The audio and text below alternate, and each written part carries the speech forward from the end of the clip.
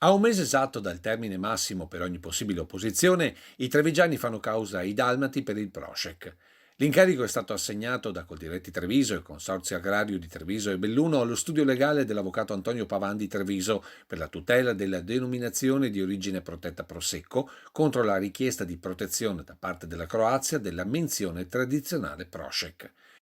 L'opposizione deve, pena decadenza, essere presentata entro il 22 novembre alla Commissione europea. Cioè, difendere il Made in Italy è una priorità che ci siamo posti ed è giusto, soprattutto difendere quello che è il lavoro di tanti bravi produttori che in questi anni si sono impegnati, sono andati a fare per creare un marchio, quello del Prosecco, che è invidiato in tutto il mondo, ma che va difeso con le unghie e coi denti, appunto perché è fonte di sacrificio e di un'economia del territorio che ha un indotto straordinario. I presupposti per far decadere la richiesta croata ci sono tutti, sottolinea lo studio legale. Infatti sentenze simili hanno tutelato ad esempio il Gorgonzola sul Cambonzola o il Calvados sul Velados.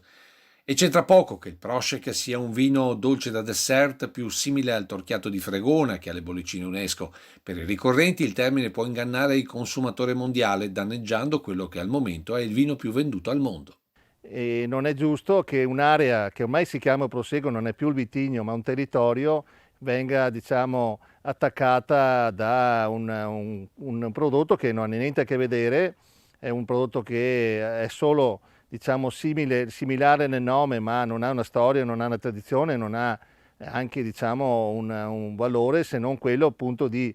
tentare una speculazione, emulare un nome che si sta imponendo e si è imposto in tutto il mondo con crescite anche